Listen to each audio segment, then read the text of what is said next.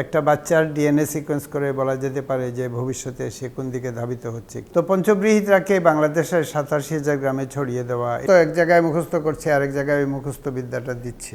আমি এইবার এসেছি মূলত বিডা কনফারেন্স যেটা হচ্ছে ওইটা অ্যাটেন্ড করতে। তো সেখানে গিয়ে আমি নিজের কথাটাই বলেছি। একটা তো হচ্ছে আমার মতামত কি, দেশ কোন দিকে যাচ্ছে, এইগুলো আছে, কিন্তু আমি কাইন্ড অফ আমার কাজের মধ্যে ফোকাস থাকতে চাই, আমার যে কাজ। তো আমি মূলত 4টা সেক্টরে কাজ করি।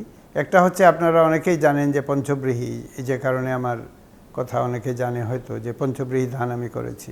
তো পঞ্চব্রীহিতরাকে বাংলাদেশের 87,000 গ্রামে ছড়িয়ে দেওয়া, এটার কারণে আমাদের ধানের উৎপাদনে একটা বৈপ্লবিক পরিবর্তন আনা, এটা আমার প্রধান কাজ এবং এই কাজে আমি নিয়োজিত আছি।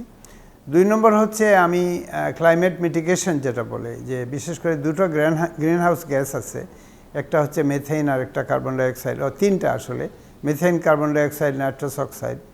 তো আমি মিথেনটাকে একদম সরিয়ে ফেলার জন্য, বিশেষ করে গরুর পেট থেকে যে মেথেনটা বের হয়, এটা সরিয়ে দেওয়ার জন্য একটা কাজে আমি ব্যস্ত এবং আমার একটা টেকনোলজি ডেভেলপ করেছি যেটা প্যাটেন্ট হয়েছে, যেটা আমার অস্ট্রেলিয়ান সহকর্মীদের নিয়ে করেছি। কিন্তু ওই কোম্পানিটাও এখন বাংলাদেশ চাইলে গ্রহণ করতে পারে বা অন করতে পারে, এই কথাটা আমি নীতি নির্ধারক বা ইনভেস্টর এখানে যাদেরকে বললাম। তো এটা আমার 2 নম্বর প্ল্যাটফর্ম।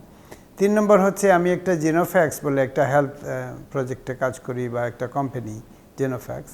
সেটা হচ্ছে ডিএনএ সিকোয়েন্সিংয়ের মাধ্যমে, মানে রোগ হওয়ার আগে যে রোগটাকে প্রেডিক্ট করা, যে কী রোগ হতে যাচ্ছে। একটা বাচ্চার ডিএনএ সিকোয়েন্স করে বলা যেতে পারে যে ভবিষ্যতে সে কোন দিকে ধাবিত হচ্ছে, কী রোগ তার হতে পারে। এটা একটা বিরাট ব্যাপার এবং এখানে আর্টিফিশিয়াল ইন্টেলিজেন্স, মেশিন লার্নিং এগুলো প্রয়োগ করে একটা খুব পাওয়ারফুল পজিশনে যেতে পারে, বাংলাদেশও যেতে পারে। যেহেতু জিনিসটা নতুন, এটাতে অন্যরা যে ভালো করবে আমরা করব না এমন কথা নেই। তো এই কথাটা বোঝানোর জন্য আমি আমাদের যারা উপদেষ্টা আছেন তাদেরকে বললাম, বা বিভিন্ন বা মিডিয়াতে আমি বলছি। তো এটা 3 নম্বর, জিনোফ্যাক্স লাইফ সায়েন্সেস।